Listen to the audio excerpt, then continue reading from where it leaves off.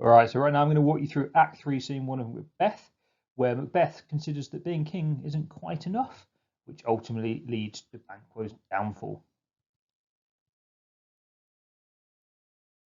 So who's in Act 3, Scene 1? Well, start off, we get Banquo having a little conversation with himself, then we bring in Macbeth, and then finally we bring in the murderers.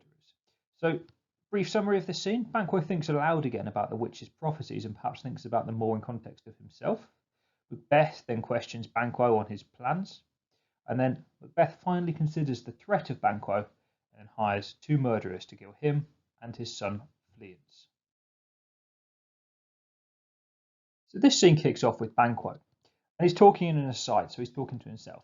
And he's thinking out loudly, firstly about Macbeth, thou has it all now, king, Cawdor, Glamis, all. So he's saying that Macbeth has everything. He's just been crowned King of Scotland. And he goes on to start to link this with the prophecies of the witches. He describes them as weird women. Now, you may have heard me talk about before in different videos, but weird here doesn't mean abnormal or strange. It's an old Anglo-Saxon word for fate. So Banquo is directing our attention here to the fact that the witches could predict the future, and what they have predicted has come true. He also goes on to say, I fear thou playedest most foully for it. And again, he's talking about Macbeth here. And he's talking about the fact that he is coming to the understanding that Macbeth probably killed King Duncan, or was certainly heavily involved in his murder. So, with conspiring with the witches, Macbeth has taken the crown of Scotland illegally or immorally. Now, we can reflect on some of Banquo's previous thoughts and link this back to other scenes where he talks about this. Why the verities of thee made good. Again, he's talking about the witches here. Right? So he's talking about the verities, the truths that the witches told. Verities is another word for truths. So let's reflect back on Banquo's earlier comments about the tell us truths to win us harm. Again, he's obviously understanding that harm has been done by Macbeth, but here I also sense as a feel that his own ambitions might be slightly spiked by the fact that Macbeth's prophecies have come true, so why can't his? And he says it openly here, may they not be my oracles as well, and set me up in hope, but hush no more. That hush no more shows he's still scared to think about what the witches have promised, but it's certainly still on his mind, the fact that his children would become kings later on. What happens then? Well, the trumpets sound, and this is common in Shakespeare's plays. It just signals the arrival of a member of the royalty, and obviously it is a new member of the royalty, and that is Macbeth. Enters with Lady Macbeth and a random bunch of court thanes. So once Macbeth arrives, he starts striking up a conversation with Banquo, and it's in this conversation that we start to see Macbeth change from that nervous character on the edge of morality, not knowing whether to go for the good or the evil, to the truly evil character he becomes later. And we start to see that in his language. One of the first ways we start to see it is this word grave. Now, on the surface of it, he's praising Banquo for his grave and prosperous advice, his serious and wise advice that he gives the king. On the flip side of that, we can also see grave as a pun. Grave is serious, but it also foreshadows Banquo's upcoming burial, and I'll explain why later that we know Macbeth has murder on his mind already, but we can see this as a pun here, that grave refers to Banquo's later burial, and it's not the only time Shakespeare's used this pun in his plays. Start of the clues that we get to see that Macbeth has already got murder in his mind is the question he asks. At the end of this he says, is it far that you ride? Now again, this seems like a fairly normal question. Where are you off to? You've got a feast later, make sure you're back. It's the kind of questioning that we'd expect, but this questioning keeps going and goes deeper, and we find out later that he's trying to find out where Banquo's going because he's trying to plot his assassination. So after a bit more conversation, Macbeth gets onto the topics of Duncan's sons, Malcolm and Donalbain, and we can see his language here, that his false face is really in full action, and the language shows that he's lost all morality really. He describes them as the bloody cousins. It's ironic language because he's describing Malcolm and Donalbain as the killers when obviously it was Macbeth himself who concealed. We've also got their cruel parricide, filling their hearers with strange invention. He's saying that obviously they committed this cruel parricide. Parricide is the word to murder your parents, and then telling everyone these strange tales and inventions. This is obviously ironic. It's exactly what Macbeth has done. And again, we can see, just to link back to that previous comment, another question. Goes Fleance with you? And it's more questions, now about Fleance too, and it starts to confirm our suspicions as the audience that Macbeth is merely questioning Banquo to find out his plans. so he can tell the murderers that he's hired later. Now, once Banquo leaves, Macbeth then has his own little soliloquy to tell us his thoughts. He sent the servants off to find the murderers, so we really in no doubt here what is about to happen.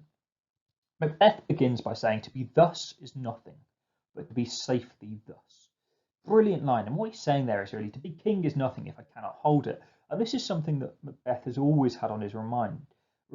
Think back to when he was thinking about the pros and cons of killing Duncan, and one of them was that if I take the crown by violence, well, then someone is going to take it from me. But there's another element to this. He fears Banquo. He talks about Banquo's royalty. Now, again, we might see this as praising Banquo, and it is because Banquo has many strengths. But also, this strength for Banquo has become very dangerous for him because it threatens Macbeth. Macbeth fears the fact that Banquo looks and acts like a king, as a sensible guy. He also describes Banquo almost as Macbeth was described by the captain in Act 1. He calls it dauntless temper of mind, so brave. But also he's got wisdom that doth guide his valour, so he's wise and he doesn't do things stupidly or rashly. So although he's brave, he's also wise. A fearsome opponent that if he became an enemy of Macbeth could cause him trouble.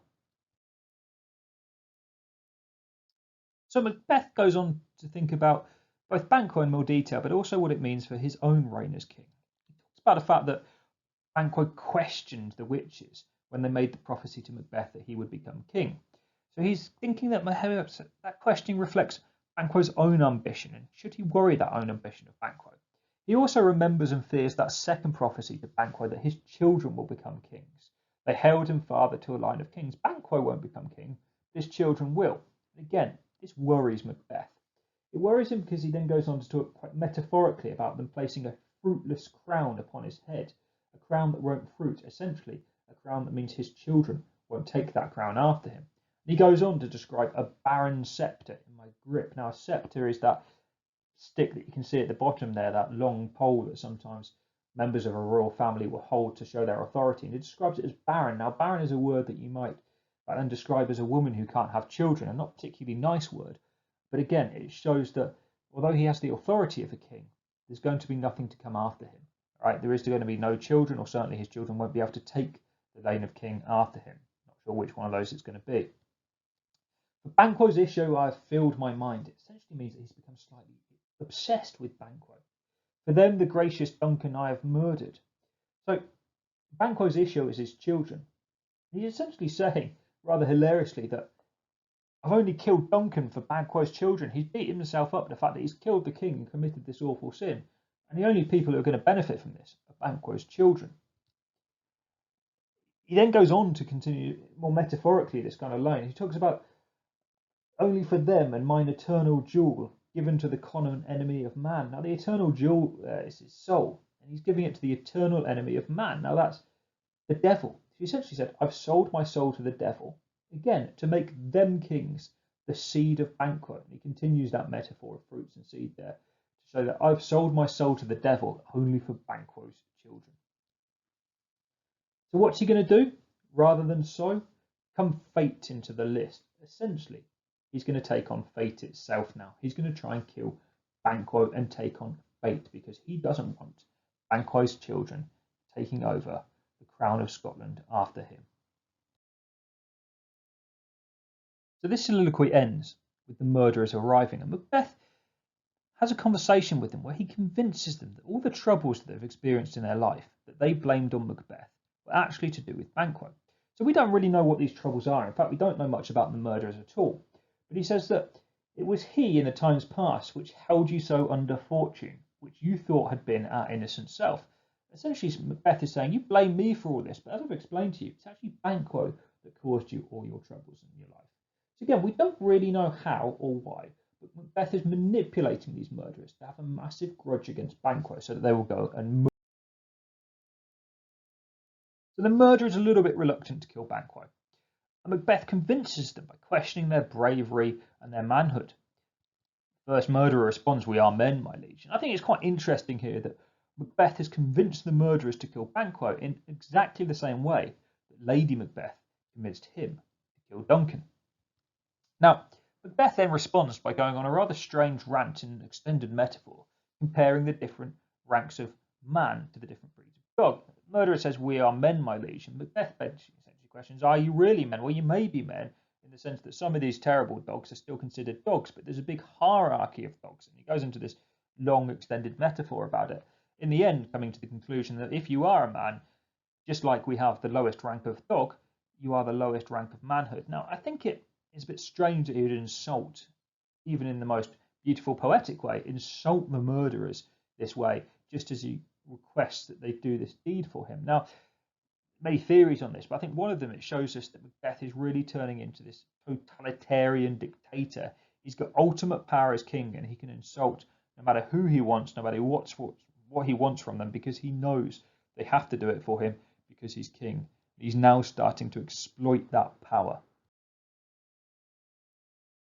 Now, Macbeth goes on to issue some final instructions to the murderers here. He says that I require a clearness.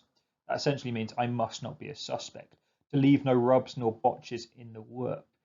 Again, it must be perfect. No one must suspect me. Don't forget that Banquo is his best friend, or was his best friend, and he's also murdering a child here.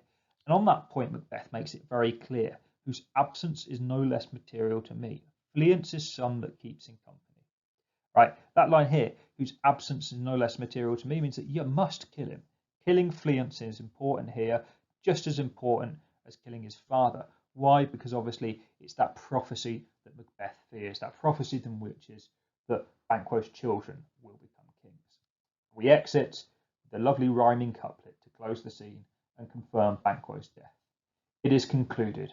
Banquo, thy soul's flight, if it find heaven, must find it out tonight.